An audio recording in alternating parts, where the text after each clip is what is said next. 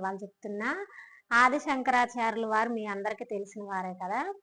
ఆది ఆది శంకరాచార్యులు వారు వాళ్ళ 32 సంవత్సరాలకే ఆయన అంత పోరాటం చేస్తే సనాతన ధర్మం గురించి ఇప్పుడు ఈ కలియుగంలో మనలాంటి వాళ్ళు అలాంటి వాళ్ళ గురించి తెలుసుకొని మనకి చేతైనంత వాటికైనా కానీ ధర్మం గురించి మాట్లాడాలి, మనలాంటి వాళ్ళు ఇంకా ముందుకు రావాలి అని చెప్పేసి అని నేను సనాతన ధర్మం అని పెట్టానన్నమాట. అయితే చాలా మందికి ఇది అర్థం కాక ఎందుకు సనాతన ధర్మం అని పెట్టారు అని చెప్పేసి అని విడిగా పర్సనల్ గా అడుగుతున్నారు ఇంటి దగ్గర వాళ్ళని ఎవరైనా.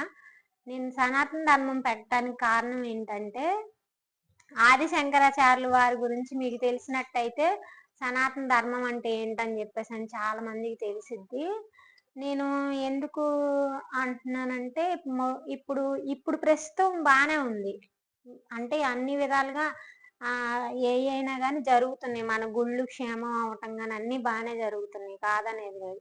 కానీ ఒక 50 ఏళ్ళు అయిపోయిన తర్వాత, లేదంటే ఒక 70 ఏళ్ళు అయిపోయిన తర్వాత మనం ఎంత గట్టిగా పోరాడినా కానీ ఇలాంటి రోజులు తేలేమేమో అని అనిపిస్తుంది. అందుకని చెప్పేసి అని సనాతన ధర్మం అని పెట్టాను అనమాట. నేను అంటే పెట్టడం ఒక్కటే కాకుండా నాకు చేతైంది ఏదో నేను చేస్తున్నా, నేను చెప్తున్నా, అందుకని చెప్పేసి అని మీతో కూడా చెప్తున్నా అనమాట. అయితే మన ఏజ్కి సంబంధించిన వాళ్ళు ఎవరున్నా సరే సనాతన ధర్మం అంటే ఏంటి అని చెప్పేసి అని తెలుసుకోవటానికైనా ప్రయత్నిస్తారని చెప్పేసి అని నేను అనుకుంటున్నా. మన సనాతన ధర్మం అంటే ఏంటి అసలు విషయం ఏంటంటే, సనాతన ధర్మం అంటే మన నడవడిక అనమాట.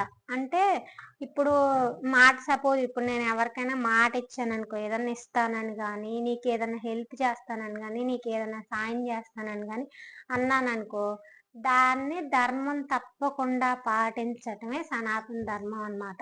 అదొక్కటనే కాకుండా ఇప్పుడు చాలా మంది పేరెంట్స్ పిల్లలకి ఏమని చెప్తున్నారంటే, స్కూల్కి వెళ్ళేటప్పుడు క్యాస్ట్ గురించి కూడా మాట్లాడుతున్నారు. ప్లీజ్ నేను రిక్వెస్ట్ చెప్తున్నా, క్యాస్ట్ గురించి పిల్లలకి అసలు చెప్పొద్దు, వాళ్ళకి తెలియజేయొద్దు.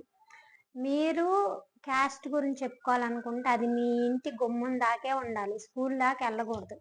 ఎందుకంటే ఇప్పుడు ప్రస్తుత కాలంలో క్యాస్ట్ ఫీలింగ్ ఒకటి, ఇంకోటి ఏంటంటే భగవంతుణ్ణి పూజించేది ఒకటి, ఈ రెండింటి గురించి మీరే క్యాస్ట్, మీదే మతం, ఇలాంటి పిల్లలు 10 ఏళ్ల పిల్లల కూడా మాట్లాడుకుంటున్నారు.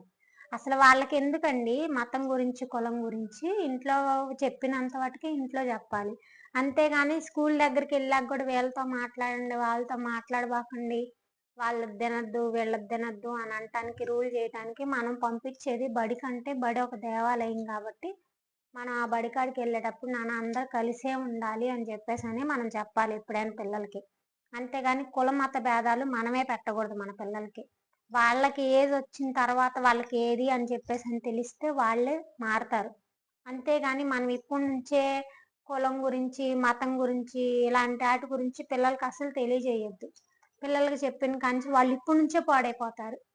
అది వరకు ఇప్పుడు మేము చదువుకునే రోజుల్లో అయితే ముస్లిమ్స్ అని, క్రిస్టియన్స్ అని, ఇప్పుడు మనం అని చెప్పేసి అని ఏం లేదు, మామూలుగానే వెళ్ళి కూర్చునే వాళ్ళం, చదువుకునే వాళ్ళం, వచ్చేవాళ్ళం. ఇప్పుడేంటి క్యాస్ట్ ఫీలింగ్ చేస్తున్నారు.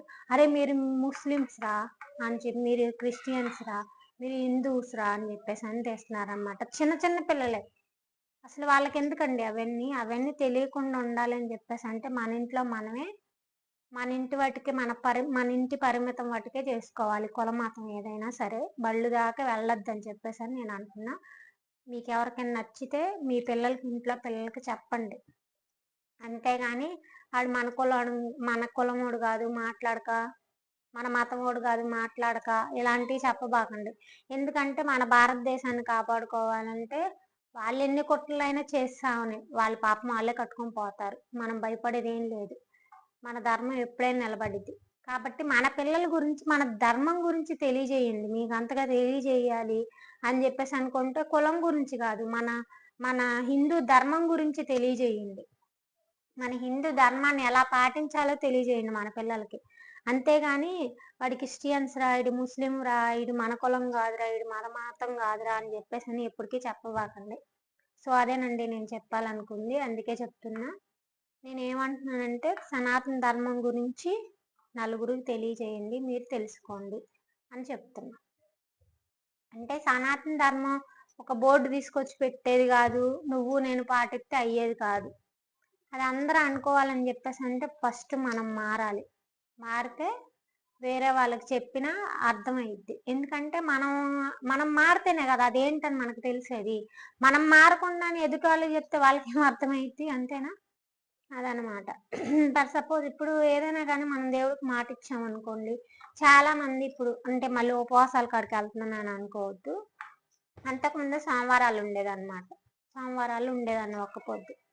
అది స్వామికి మాట ఇచ్చా కాబట్టి ఉన్నానన్నమాట. మళ్ళీ తర్వాత నాకు ఆరోగ్యం బాగోకపోతే స్వామి నేనైతే నాకు ఓపిక ఉన్నప్పుడు మళ్ళీ మొదలు పెడతాను స్వామి, ఇప్పటికైతే నాకు ఓపిక లేదు, నేను చేయలేనని చెప్పేసి అని దండం పెట్టుకున్నాను అనమాట.